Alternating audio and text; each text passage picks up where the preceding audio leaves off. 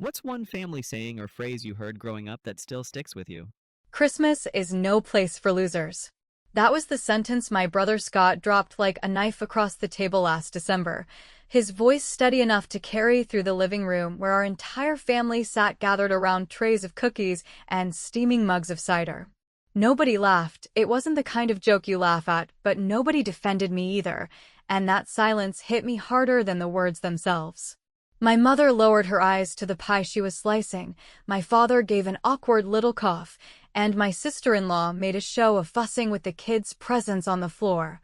as if pretending not to notice would erase the fact that Scott had just drawn a hard line between me and the rest of them. I wanted to argue, to demand what exactly made me the loser in a family that had leaned on me for years, but instead I sat there with my cup in my hand, feeling the steam drift away until it was just lukewarm sugar water.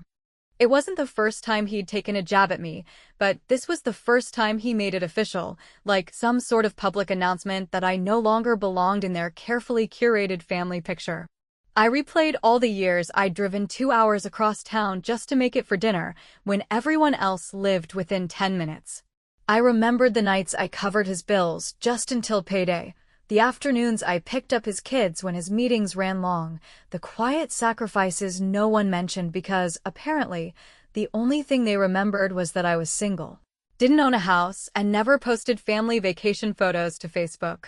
I was the loser, and he made sure I understood that my invitation to belong had expired. When the night wound down and everyone exchanged hugs in that shallow way families sometimes do when they want to appear warm while freezing someone out, I felt a chill so sharp it seemed to settle in my bones. My sister pressed a perfunctory kiss to my cheek. Scott clapped my shoulder with the smugness of a man who believed he had just spoken a universal truth, and my parents smiled with that brittle politeness that said they were too tired to interfere. I drove home through empty streets lit by Christmas lights, each house window glowing like a reminder of everything I was supposedly missing, and yet instead of breaking down in tears, I found myself gripping the steering wheel with a strange calm, a calm that whispered, "Let them think they've won." That calm didn't come from resignation, it came from knowledge. Knowledge they had conveniently forgotten. Knowledge that gave me power they didn't even realize they were handing over when they dismissed me. Because the truth was, for the past 5 years, I had been the silent scaffolding holding Scott's version of a perfect family life together. When his oldest needed braces, I fronted the down payment. When his wife had that surgery and their insurance didn't cover everything, I wrote a check without asking for repayment. When his mortgage slipped 3 months behind, I shifted my savings around to bail him out quietly, no questions asked. They saw me as the loser because I didn't parade accomplishments the way they did, but behind their curtain of middle-class pride, it was my money keeping the lights on. And the more I thought about it, the more my anger settled into something sharper, something cleaner. Revenge didn't need to be loud. It didn't need to be dramatic or messy. It only needed to be precise, timed like a clock, so they wouldn't even know what was happening until it was too late. That night, as I set my keys on the counter and hung my coat over the chair, I felt the weight of all the unspoken debts between us, each one like a rope binding me to their table, and I realized that by doing nothing, absolutely nothing, I could cut every rope at once. I didn't need to yell or plead or try to prove myself anymore. All I needed to do was stop. Stop the checks, stop the transfers, stop being the safety net that cushioned Scott's arrogance. Let him call me a loser in front of our parents. Let him laugh at the idea of me being anything other than an afterthought, because he had no idea that the next month's bills, the next semester's tuition, even the car insurance renewals sitting in his drawer, were all quietly, invisibly tied to me. And when I pulled back, not with an argument but with silence, that foundation would crumble faster than any insult could. That realization didn't hurt, it steadied me. For the first time in years, I felt the power shift in my direction. I looked around my quiet apartment, the small tree I had decorated alone glowing in the corner, and instead of pitying myself for spending Christmas without family, I felt a flicker of something close to satisfaction. They had cut me out thinking it was punishment, but they had no idea that I was the one who had been holding them together. I went to bed that night not with tears but with a plan, or rather, with the decision not to plan at all, just to let things play out naturally, to let Scott discover how much of his life had depended on the sister he called a loser. And as I drifted to sleep, I couldn't help but smile at the irony. They thought they could erase me from Christmas with a cruel sentence and averted eyes. What they didn't know was that by dismissing me, they had handed me the sharpest weapon of all, the choice to stay silent and watch as the life they were so proud of slowly, inevitably, fell apart without me. And believe me, I was ready to watch. The morning after that glittering little family tribunal, I brewed coffee strong enough to stand up on its own and sat at my tiny table with a yellow legal pad. Because if they wanted me out of the picture, then I would oblige them with the kind of exit that leaves a clean outline. And as I drew the first line down the page, I realized how many quiet stitches of mine were holding their patchwork together. Each one so small you wouldn't notice it until the fabric began to pull. I listed the orthodontist draft I had set to auto-pay because the clinic gave a discount if a responsible adult guaranteed punctuality. The school lunch account that magically stayed funded because nobody wanted a call from the cafeteria. The travel soccer fees that looked like community spirit but always landed on the wrong card. The backup emergency card itself where Scott was an authorized user for just in case. The bridge loan from 2 summers ago that we had all agreed didn't need formal paperwork because family is better than banks. The mortgage catch-up I'd executed through a quiet transfer when the bank started clearing its throat, and the unglamorous little things like the pest control subscription, the streaming platforms, and the cell phone family plan that had become an invisible entitlement. As the coffee cooled, I opened my laptop and started the simplest campaign of my life, one based on silence and signatures rather than speeches. Because the more I thought about it, the more I understood that truth does not require a microphone when it holds the passwords. I revoked the authorized user status with 2 clicks and a confirmation code that popped up on my screen like a wink from the universe. I paused the lunch account top-ups and set a calendar reminder to check the district's notification system in case anyone tried to route a guilt ball through me. I sent the orthodontist a polite, professional email explaining that the payer would change at the end of the current month and that future charges must be billed directly to the household receiving services. I canceled the recurring transfers that served as a cushion for late mortgage weeks. I removed my savings account from the overdraft protection web that had allowed Scott's debit card to strut around town like a little king even when his kingdom's coffers were gasping for air. There was no anger in the process, only a slow, precise unhooking of bindings that had been slipped around me over the years with the gentlest of excuses, and as each subscription dinged cancelled, and each account reverted to its rightful owner, I felt the circulation return to parts of my life that had been numb for so long I thought the pins and needles might never stop. I did not announce it, did not send a manifesto, did not write a long text that would get screenshotted into the family chat and dissected like a frog at a high school lab. Instead, I saved a tidy folder of confirmations and printed a hard copy for my file. Because when people who dine on your generosity call you a loser, the smartest response is paperwork. The only moment that gave me pause was the tuition autopay for my niece's spring semester, because she is a good kid and none of this is her fault, and I sat with that one longer than the rest, listening to the old reflex that always rose up to protect children from the fallout of adult pride. Then I remembered every time her mother had smirked as if my help were a natural resource and not a favor. Every time Scott had bragged about being a provider while priming his pump with my wallet, and I decided that responsibility would never grow in a house where consequences were kept in a locked drawer. So I drafted a polite note to the financial office stating that the external sponsor had concluded support and that all future invoices should be directed to the family. Then I closed my laptop and looked out the window until the guilt settled into something cleaner than appeasement. It felt, in a way I can barely describe without sounding smug, like choosing oxygen over smoke, and I let myself enjoy one small luxury that afternoon, a decent lunch at a place with real napkins. While I walked through the last decade in my head and realized how often I had accepted the role of invisible aunt with a magic debit card because it was easier than fighting the story they preferred to tell about me. I paid in cash, walked home in that steady winter light that makes everything look honest, and made one final call to the bank to confirm that any future attempts to link my accounts would require in-person verification with identification from me alone. The representative read the note on my profile and said, with a little admiration I might have imagined, that the restriction was airtight. By evening, the legal pad had turned into a map of exits, every one of them already taken, and I placed it in a drawer like a souvenir from a country I no longer planned to visit. I didn't feel triumphant. I felt tidy, the way you feel after finally sorting a closet and seeing the floor again, and I understood that silence is not passivity when applied with intention, it is strategy wearing soft shoes. 2 days later, on a gray Monday that couldn't be bothered to pretend at holiday cheer, the daycare charge attempted to slide through an account that no longer had my hand tucked beneath it, and my phone lit up with Scott's name as the first domino tipped. The screen vibrating across the table like a small earthquake announcing a change in the landscape, and I let it ring, because timing is half of dignity, and I wanted him to hear his own panic before he heard my voice.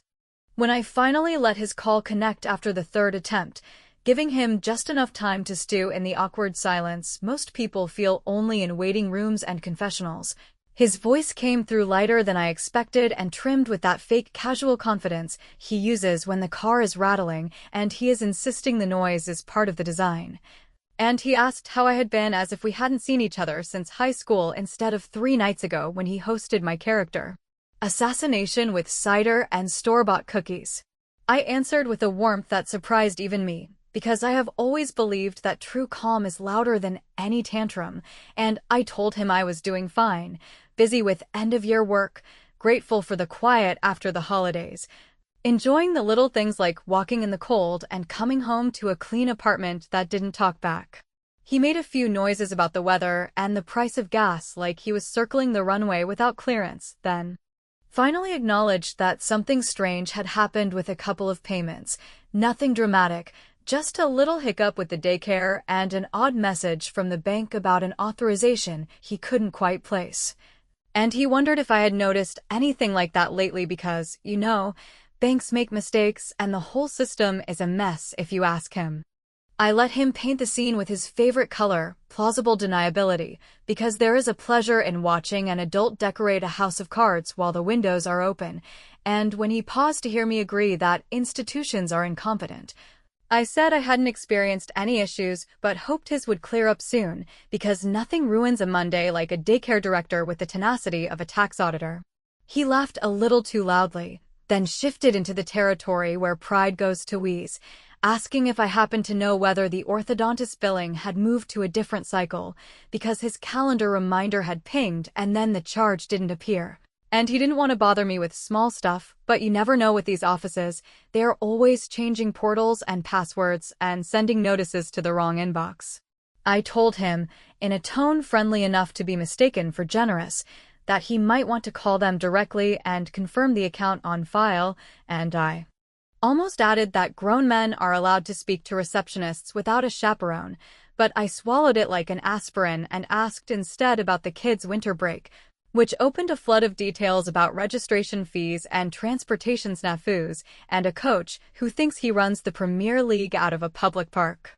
As he rambled, I pictured my yellow legal pad with tiny check marks next to every lifeline I had disconnected, and I felt that steady satisfaction a surgeon must feel when sutures hold, not because the wound is pretty but because it will close. Meanwhile, Scott kept pinky swearing to the universe that everything was fine, that he was merely tidying, that he was on top of it, and then he slipped, just a little, asking whether I recalled the exact date we switched the cell plan that summer when. Service was spotty, because his login wasn't letting him see the full account and he thought maybe the permissions got scrambled again, and before he finished the sentence I could hear in his breath that he knew, even if he refused to admit it, that the permissions hadn't gotten scrambled so much as returned to their rightful owner. I told him that my plan was now personal and streamlined because simplicity is cheaper than chaos, and I suggested he reach out to customer service, who are surprisingly helpful if you speak to them like humans and not vending machines that owe you snacks. There was a long inhale on his end, followed by a quieter voice that sounded a little like the brother I used to rescue from schoolyard trouble, and he said life had been wild lately and he was grateful for family. And sometimes in the rush, things get set up in ways that are not sustainable, and maybe we should all sit down and make sure responsibilities are clearly divided, which was his way of saying, please keep paying for the circus while I sell tickets at the door. I told him a sit-down sounded reasonable after the new year when schedules calm and everyone can bring their own spreadsheets, and he exhaled like I had tossed him a lifeline, which is when I decided to give him precisely the opposite. Not out of cruelty, but out of mercy for the future adults his children will become if someone teaches them that bills do not vanish in a puff of sentiment.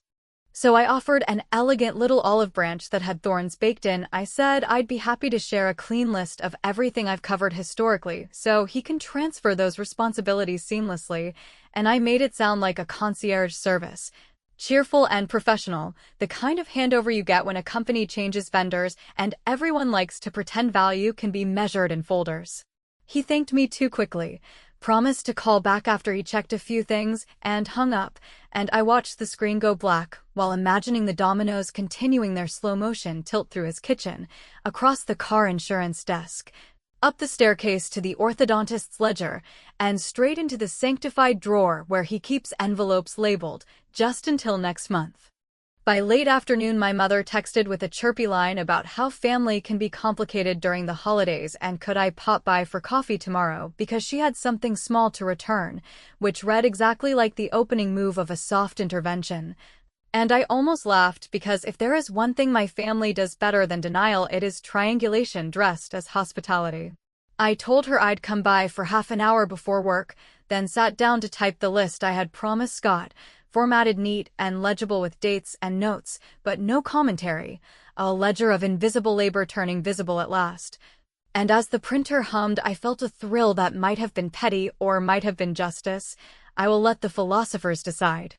I placed the pages into a manila envelope and wrote his name carefully like I was addressing a gift, then set it by the door with my keys, because tomorrow I would hand him clarity without cushioning, truth without a bow. And I wondered whether he would call it cruelty or finally admit it looked a lot like adulthood, even as a new message flashed on my screen from an unknown number asking, so politely it felt rehearsed, whether I might be available this evening to discuss a temporary bridge arrangement for a shortfall that had just appeared on a certain mortgage account, and I smiled at the ceiling because the next voice in this little play was about to enter from stage left.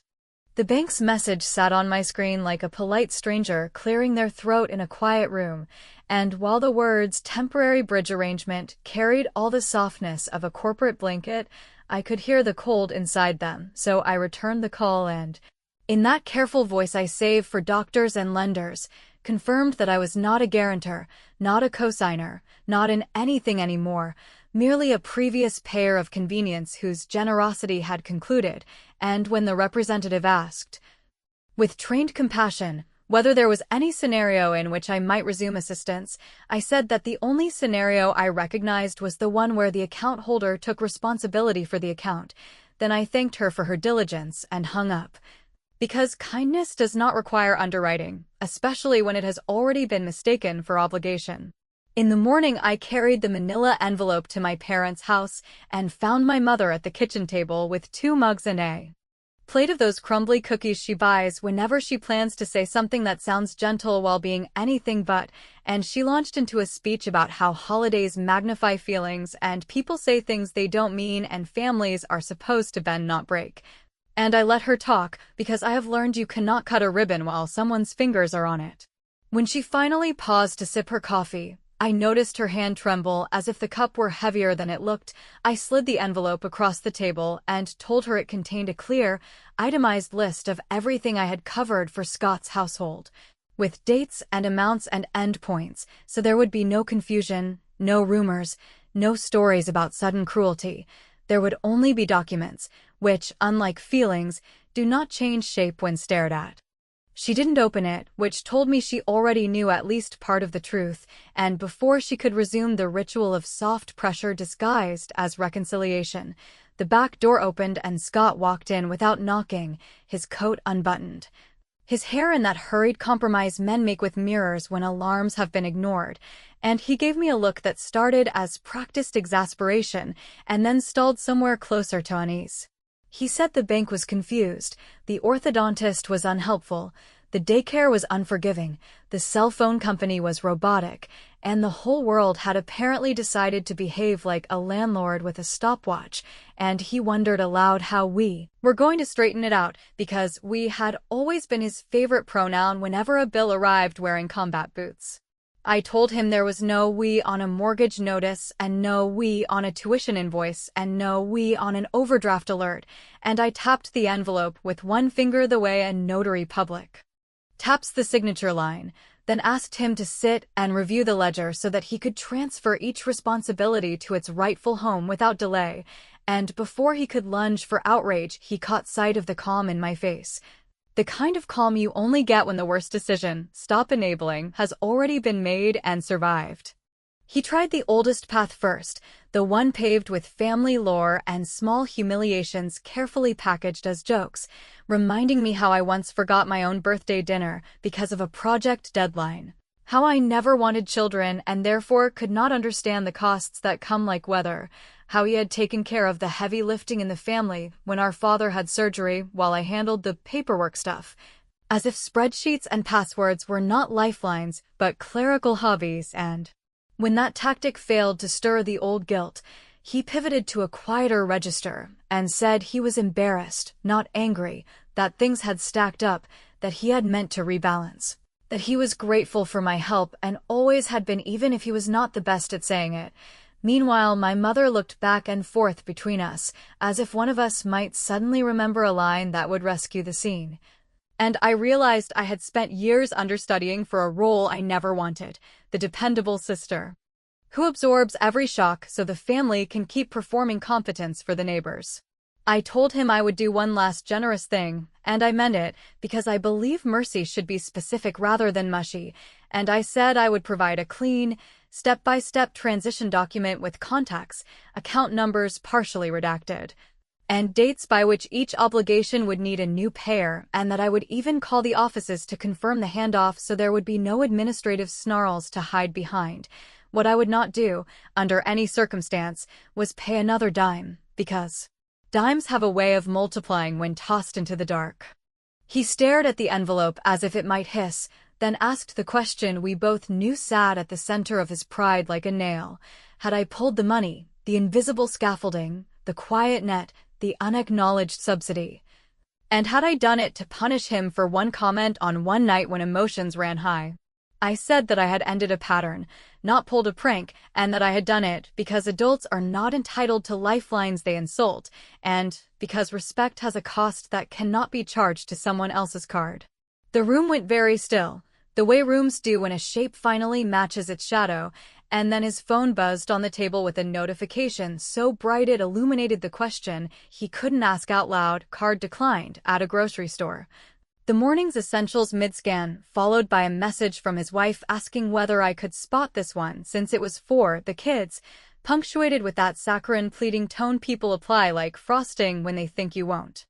notice the knife marks underneath. I pushed the envelope closer and told him that inside were instructions for making sure this exact moment did not become their weekly reality, and that my only requirement for offering this administrative generosity was a simple, public correction. He would write to the family chat, the same place where he had crowned himself arbiter of winners and losers, and he would acknowledge that I had been financing his winter costume for years while he paraded around calling me names, and he would apologize without adjectives or excuses. My mother gasped the way mothers do when truth jumps the fence and runs across the lawn where neighbors can see, and Scott said that kind of message would humiliate him, would make him look like a fool, would turn Christmas into a tribunal. And I said that the tribunal had already happened and I had been the defendant without a chance to speak, and that the only cure for a public wound is public antiseptic, which stings but prevents rot. He stood up so quickly his chair scraped, then paced to the window and back, muttering about dignity and timing and how unfair it was to involve the children in adult matters. And I almost laughed, because the children were already involved every time a bill was paid with my quiet labor while their father practiced speeches in the mirror. I gave him until evening, I said, and then I would assume he preferred to manage the handoffs without my help, and I gathered my coat as he sank back into the chair, staring at the envelope as if it might detonate, while my mother whispered my name like a warning and a prayer in the same breath. On my way out, before the screen door could slap shut, my phone buzzed with a new notification that did not blink so much as flare a flagged attempt to relink my savings to a card that used to treat me like an ATM with a family discount, followed by a second message from the bank noting that the mortgage account holder had listed me as an informal backstop and asking whether that description remained accurate, and I smiled without warmth because the answer was carved into stone now, then looked back through the doorway at Scott and said, as gently as I could manage, that by sunset I wanted to see a message in our family chat that began with the words, "I was wrong," and that without it I would do one more thing I should have done years ago, the details of which I would explain only after he chose, and when he asked, his face suddenly white, what exactly that meant. The doorbell rang behind me and the sound cut through the house like a line in wet concrete, because standing on the porch with a clipboard and a sealed envelope was a courier from the bank, ready to deliver whatever truth he had spent an entire adulthood trying not to sign. The courier's envelope, heavy with official paper that smells faintly of toner and consequence, sat on the table while Scott hovered as if proximity might soften the font. And when he finally tore it open with the anxious delicacy of a man defusing a bomb, he found exactly what I suspected he would find, which was neither catastrophe nor comfort, but a sharply worded notice that the grace period he had treated like a hammock had collapsed into a deadline that used the language of calendars and fees instead of morality. And while he scanned and rescanned the lines that said what I had been trying to say for years, that responsibility is not a subscription you can cancel because you are tired, I slipped my own smaller envelope from my bag and placed it beside his paperwork, a quiet twin with a very different purpose. Inside mine was the last generous thing I had promised, an orderly packet that laid out the contacts, the transition dates, the pending charges that would need a new payer by specific Fridays, and the ones already bouncing like loose change under a couch, together with a single-page letter I had drafted the night before to the wider family, a letter that did not plead or gossip or catalog grudges, but simply stated that for several years I had funded certain necessities for Scott's household, that those payments had ended, and that any future stories about sudden cruelty should be understood against the ledger enclosed. The letter was addressed to my parents, our aunts and uncles, and the cousins who pretend not to read the family chat while reading every word, and it was sealed but unstamped, because the only thing left to decide was whether I would require a public correction before sending it or allow the silence to do the teaching. He read my transition document in the measured way you read instructions for a device that you wish would assemble itself. Then he set it down with the careful hands of someone admitting that what he needed was not a savior but a spreadsheet. After a long moment, he asked whether I had truly meant the condition I stated, an apology, clean and direct, posted to the same thread where he had pronounced his verdict on winners and losers, and even as he spoke I saw him rehearsing 10 different escape routes that all ended in the same alley. I told him I meant it, that I would not haggle over nouns, that he could keep his pride in the parts of his life he had actually built, but he could not keep the lie that dressed my support in invisibility while crowning him benevolent provider. I told him I was not interested in humiliation, I was interested in sunlight, and if he wanted my administrative handoff to remain private then he needed to set the record straight in public, because the only thing more corrosive than debt is the story that says it was never there. He stared at the kitchen clock, that neutral tyrant, and then did what men rarely do while anyone is watching. He let his shoulders drop and said he was sorry, not the slippery sorry of a PR email, but the clumsy, unornamented kind that sounds like a new language in an adult mouth, and he asked whether it would count if he said it where everyone could see, including the people who thought of him as unshakable, and I said that was the only place it counted. He pulled out his phone, opened the chat where last week's ornaments were still posted like evidence of virtue, and typed for a long time with the brows-knitted focus he usually reserves for televised sports. And when he finally hit send, the words slid into the thread without fanfare, a block of text that began with "I was wrong" and then sketched, in unembellished strokes, the years of help I had provided.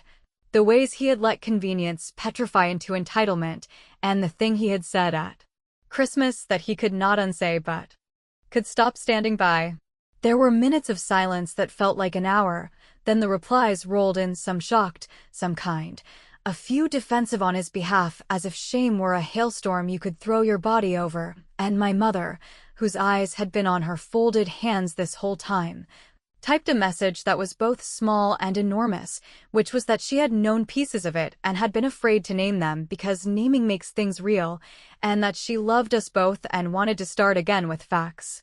I should say that the apology did not play a magic chord that made the bank reverse fees or the orthodontist conjure a scholarship, because adulthood, unlike fairy tales, does not reward confession with confetti.